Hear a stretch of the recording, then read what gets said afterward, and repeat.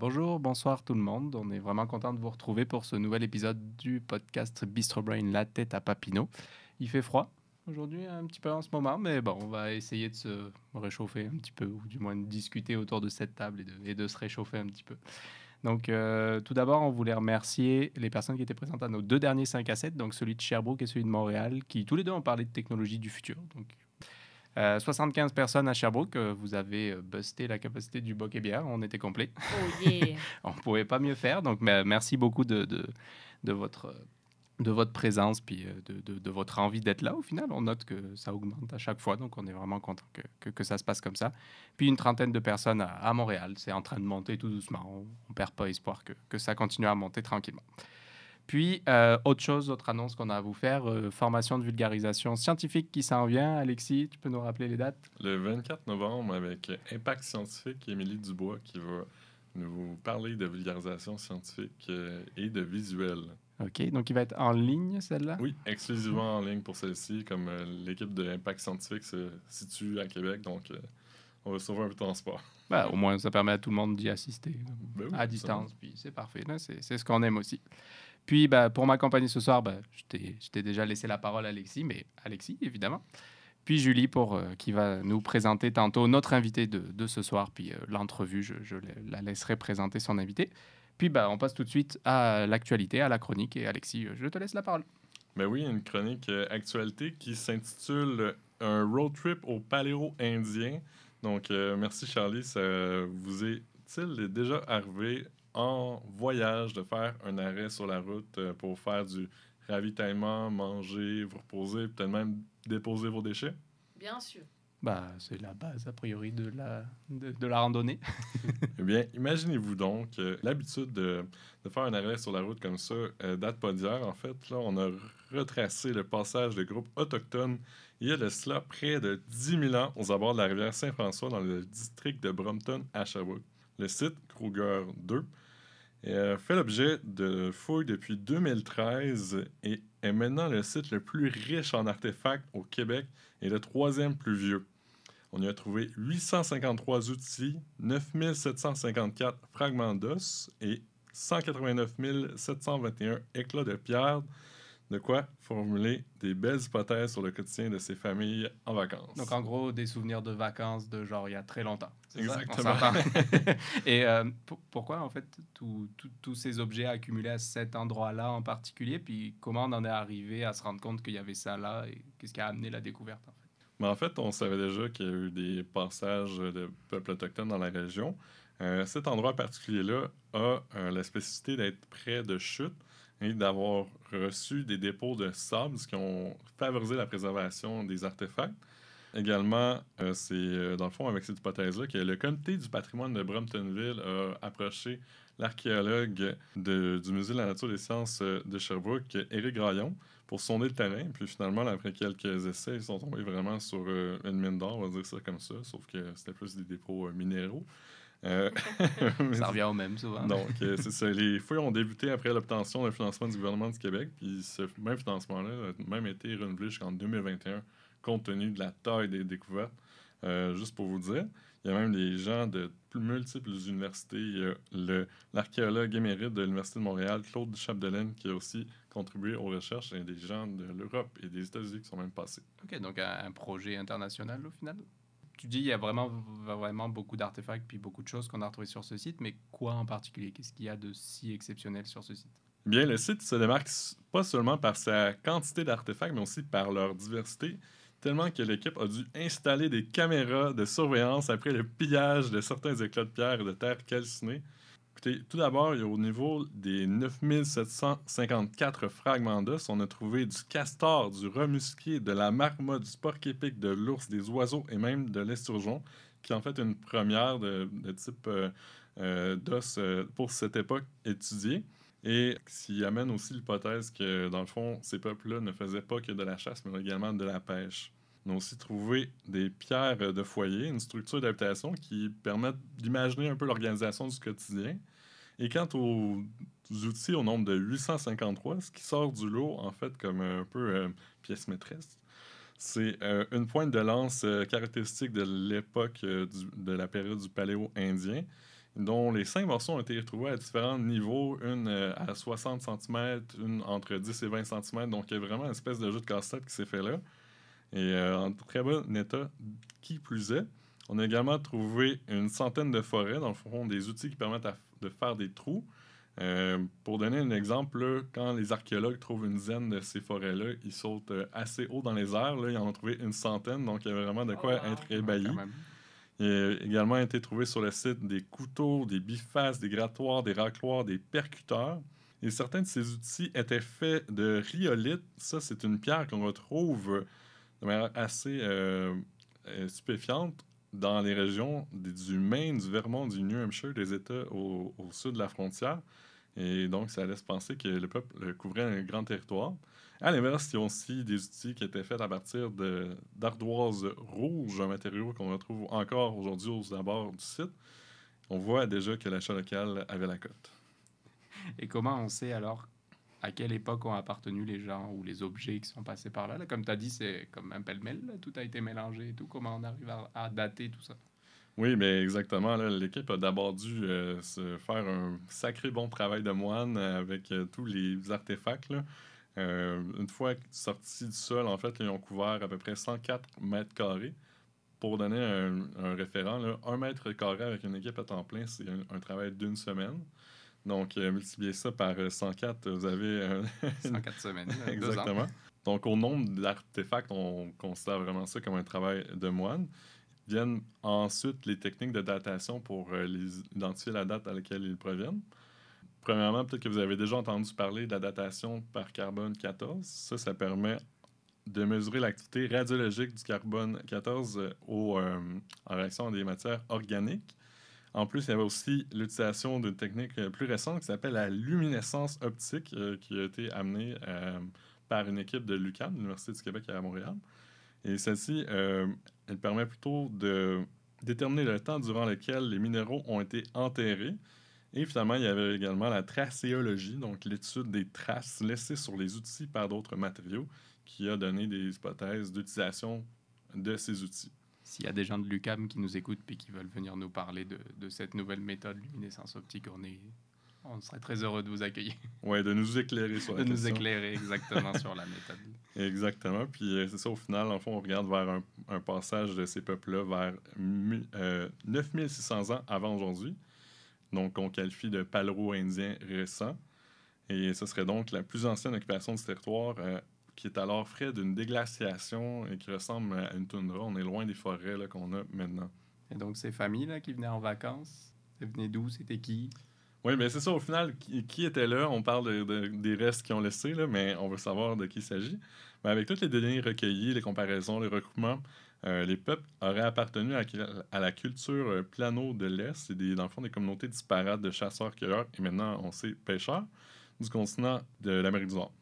Et c'était des groupes nomades qui auraient été de passage durant la saison estivale pendant plusieurs semaines, par groupe de 10 à 20. Donc, bref, un road trip camping, chasse et pêche en gang qui laisse pas mal de déchets derrière. C'est quand même précis, le camping, 10 à 20 personnes. On arrive à retrouver tout ça à partir des informations. Oui, exactement. Il y aurait même des générations qui seraient venues année après année. Ben, peut-être pas exactement année après année, là, vu l'étendue du territoire couvert. Mais on identifie là, que ce serait des groupes, des cellules familiales qui auraient pu laisser leur passage là. OK, c'est vraiment, vraiment intéressant. Puis, ben, c'est quoi la suite? Puisque apparemment, le site a fini d'être fouillé. Donc, c'est quoi la suite? Mais exactement, il y a encore pas mal d'études à faire là, avec tous les artefacts. Qu'est-ce qu'on peut supposer, induire? Naturellement, on veut mettre ça en valeur. On veut offrir une vitrine vers la population générale.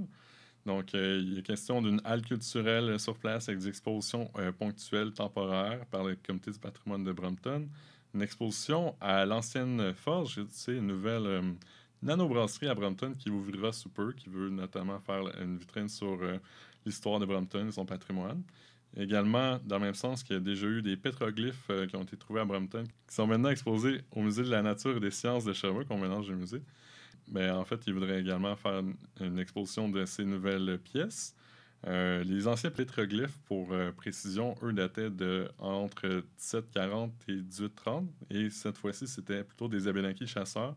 On peut notamment y voir, là, si vous passez dans le musée, des scènes de chasse, un canot, une femme. Il avait été découvert pour eux en 1964. Sinon, ben, il y a encore le site Kruger 3 qui offert encore des pétroglyphes. On est vraiment riche de pétroglyphes. Est-ce que c'était des enfants qui faisaient des petits cœurs? Non, on change d'époque, là, mais c'est ça. Donc, il voudrait aussi donner un statut légal en vertu de la loi sur le patrimoine culturel au site Kruger 2 et Kruger 3. Et faire un plaidoyer aussi du même fait pour une politique de fouille obligatoire quand on fait des nouveaux projets immobiliers. Il reste des années d'études à venir pour les découvertes. Et il y a peut-être des projets aussi là, de fouilles, probablement moins prometteuses aux Grandes Fourches.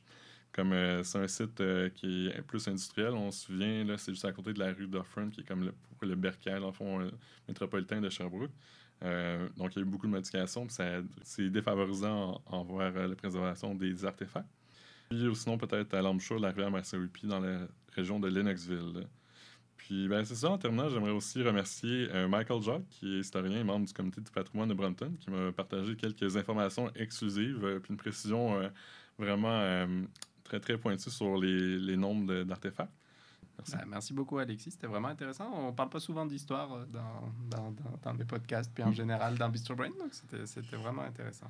Ben non, c'est ça, on fait de la diversité. Puis, pour les curieux, les images vont aussi être mises en lien dans la description de l'épisode. Parfait. Ben, merci beaucoup. Et donc, on se retrouve pour cette deuxième partie, puis je vais laisser la parole à Julie. À toi. Merci beaucoup Charlie. Donc bonjour à tous, j'espère que tout le monde va bien. Aujourd'hui on va accueillir notre invité du jour qui est Anthony. Salut Anthony, comment ça va? Salut Julie, merci de me recevoir à l'émission. Ça va très bien et toi? Moi aussi, ça va très bien. Je suis très heureuse de te recevoir aujourd'hui. Donc de ce que j'ai compris Anthony, toi tu es étudiant au doctorat en biologie cellulaire. Est-ce que tu peux nous en dire un peu plus sur ton projet de recherche? Bien sûr. En fait, mon projet de recherche vise à comprendre les rôles et les fonctions d'une protéine particulière, protéine qu'on appelle SHP2, dans le développement du cancer colorectal. Donc, pour les gens qui ne sont pas très à l'aise avec le terme protéine, eh bien, on peut voir les protéines comme étant la machinerie microscopique qui va permettre le bon fonctionnement des cellules du corps humain. Il existe en fait des milliers de protéines différentes et moi, mon projet de recherche va vraiment chercher à comprendre les rôles et l'importance d'une seule de ces protéines, la protéine SHP2, dans le développement du cancer colorectal. Ok, donc super, très intéressant. Je pense aussi que le cancer colorectal, c'est un des cancers qui a une des plus fortes incidences au Canada, si je ne me trompe pas. En fait, le cancer colorectal, c'est la deuxième cause de décès par cancer au Canada, ce qui en fait vraiment un problème de santé publique majeur. Et pourquoi c'est important de développer de nouvelles thérapies pour soigner les gens qui sont atteints de cancer colorectal.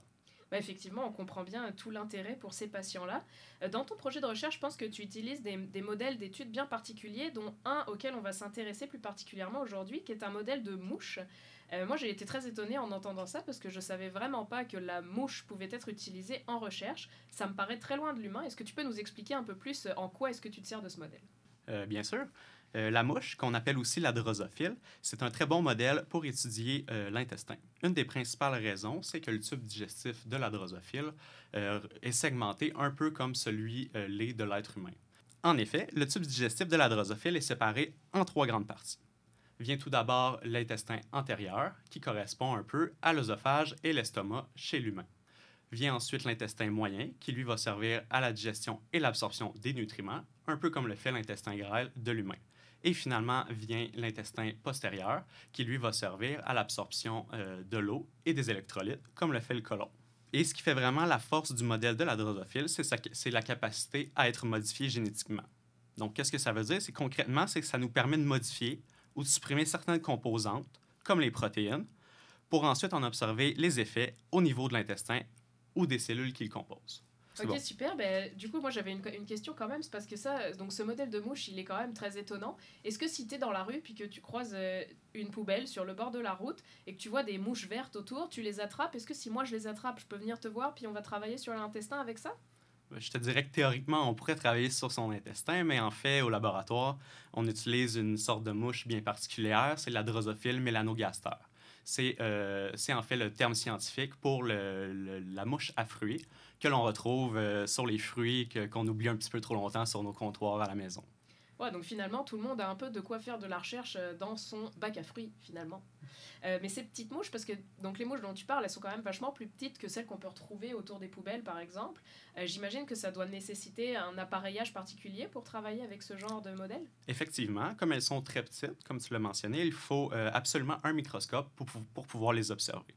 Mais avant cela, pour pouvoir les observer et les manipuler, il faut absolument les endormir au dioxyde de carbone, sinon elles vont s'envoler un petit peu partout. On veut pas vraiment ça. Non. Une fois endormies, on dépose les mouches sur un petit tapis qui, lui, va éjecter en permanence du dioxyde de carbone, ce qui va nous permettre de garder nos mouches endormies. Et finalement, pour les manipuler, on utilise une plume, tout simplement, ce qui va nous éviter de les abîmer, puisque les mouches, comme on l'a dit, sont très petites et très fragiles. Ah, donc ça prend quand même toute une technique pour pouvoir manipuler ces animaux-là. Ben merci, très intéressant pour ce projet de recherche. Si on cherche un peu plus à te connaître, toi, la personne derrière ce projet de recherche, qu'est-ce qui t'a poussé à faire tes études supérieures, puisqu'aujourd'hui tu es en 2e année de doctorat?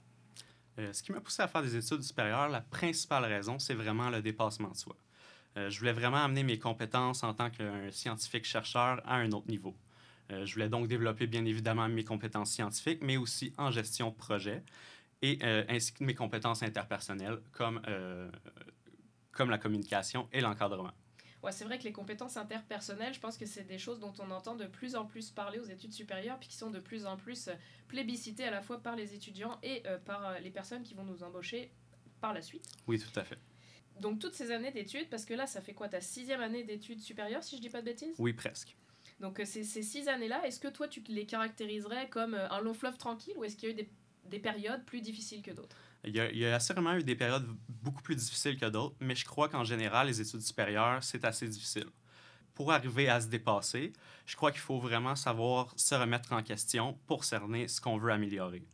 Puis ce processus de constante remise en question, je trouve que c'est assez lourd psychologiquement, surtout lorsqu'on l'étire sur plusieurs années. Sinon, pour vous donner des exemples concrets de périodes plus difficiles, eh bien, dans mon programme d'études, on demande aux étudiants de présenter leur projet de recherche devant tout le département, ainsi que les avancements de ce projet. Et comme je suis une personne qui n'est pas très à l'aise à l'oral, eh bien, ces périodes génèrent vraiment beaucoup d'inconfort et d'anxiété chez moi. Mais avec les bons trucs, on finit par passer par-dessus pour réussir. Ok, tu nous parles de trucs ici. Est-ce que tu en aurais quelques-uns à nous citer? Oui, ben, je vais le dire sans gêne. Mon truc, moi, c'est de faire des câlins à mon chat.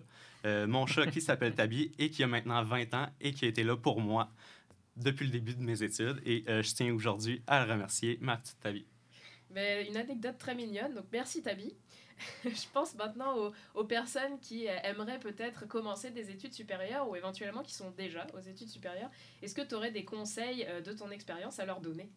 Je crois qu'il faut absolument entreprendre les études supérieures pour soi-même, d'abord et avant tout. Il ne faut pas le faire pour les autres à cause de la pression sociale et je crois qu'il faut être prêt à se remettre en question si on veut espérer évoluer un jour. J'aurais un autre conseil, en fait, ce serait d'éviter de définir sa valeur en tant que personne que par la réussite ou l'échec de son projet de recherche. Je pense qu'il faut absolument se construire une vie en dehors de l'université et développer et poursuivre ses passions pour maintenir un bon équilibre entre tout ça. Ben effectivement, je pense que tu touches un point très important qui pourrait être repris par de nombreux étudiants. Et en parlant de passion, ben ici à Bistro Brain, je pense que tu l'avais déjà compris, mais notre passion, c'est pas mal la vulgarisation. Donc je vais terminer cette entrevue en te posant la question qu'on pose à tous nos invités. Selon toi, quelle est la place que devrait avoir la vulgarisation scientifique dans la société? Eh bien, je crois que la vulgarisation scientifique, c'est très important pour notre société et je crois même qu'elle devrait avoir un petit peu plus de place. Pourquoi je dis ça? Eh bien, je crois qu'on a tous vu récemment les effets de la désinformation qui a été véhiculée sur les médias sociaux par rapport à la COVID et par rapport à la vaccination. Je crois que ça a vraiment créé une sorte de précipice entre les scientifiques chercheurs et la population et le grand public. Et ça a même créé un peu de réticence chez certaines personnes à se faire vacciner. Donc, je crois que si la vulgarisation scientifique avait eu un peu plus de place dans nos sociétés, eh bien, peut-être qu'on aurait évité cela ou du moins on aurait atténué le problème. Super, ben merci beaucoup Anthony pour toutes tes réponses. Ça termine notre entrevue, puis je vais laisser la parole à Charlie. Non, Alexis avait une question. Ah oui, j'ai une question. Mais en fait, en résumé, là, t'étudies les mouches qui tournent autour de ce qui pue pour résoudre des cancers d'où ça pue, c'est ça? Si on veut, oui. C'est bien dit. Effectivement, très belle image. C'est une façon Très de belle voir les... image. c'est une façon de voir les choses. Moi, je suis curieux pourquoi des drosophiles et pourquoi pas des rats qui sont sélectionnés habituellement, etc. Oui, pour comme les je l'ai essais. dit, la drosophile, c'est vraiment facile à modifier C'est ça, c'est plus génétiquement facile, et beaucoup. en fait, ça prend 10 jours pour passer du stade larvaire au stade adulte. Donc, les générations... T'as beaucoup de spécimens beaucoup plus rapidement. Oui, et plus effectivement, facilement ouais. qu'avec des rats. Et il n'y a Ok. pas tous les problèmes qu'on doit passer les comités à l'éthique et pour les bien-être animal et tout. Ok, c'est bon, je Puis comprends. peut-être une dernière question. Est-ce que tu comptes présenter ton projet de recherche à une présentation Bistro Brain dans le futur? La bonne question. Oui, je crois que dans le futur, oui. Yes. Ben, on sera vraiment content de t'accueillir. là. Ben, merci tous les deux pour cette entrevue vraiment intéressante. Puis des choses. C'est toujours intéressant de toute façon, les entrevues qu'on a là. On a vraiment des personnalités différentes et tout. Et je pense que j'espère que tes conseils seront entendus. Puis que ça donnera des idées à d'autres qui peut-être stressent ou qui hésitent à se lancer. Eh bien, je l'espère Voilà. et merci de m'avoir reçu. Avec grand plaisir. Ben voilà qui conclut cet épisode. Donc nous, on va vous inviter à notre prochain 5 à 7 à Sherbrooke, qui sera le 10 novembre avec le thème business. Vous allez voir, on va parler de plein de choses différentes. Le prochain à Montréal, Le 17 novembre, une collaboration exclusive avec nos partenaires de Montréal, Science 101. Donc, on sait que Science 101 publie 2 fois par année leur revue de vulgarisation scientifique, La Fibre. Donc, pour l'occasion, on va avoir exclusivement des auteurs et autrices de cette revue. ça change un petit peu. Oui, exactement. On a bien hâte de vous recevoir. Puis, ben, sinon, il y a peut-être... on avait la formation qu'on a donnée, moi et Julie, avec Science 101, justement. Je pense C'est que c'est peut-être encore disponible. Sinon, on va la redonner au courant de l'année là, pour ceux qui l'ont manqué. Parfait, merci beaucoup pour ces clarifications. Nous, évidemment, on vous invite à, si vous avez aimé cet épisode, à le partager, à en parler autour de vous. Faites monter nos codes d'écoute, ça nous fait toujours plaisir de savoir qu'on est écouté puis qu'on est apprécié. Puis, on vous dit à la prochaine. Salut tout le monde!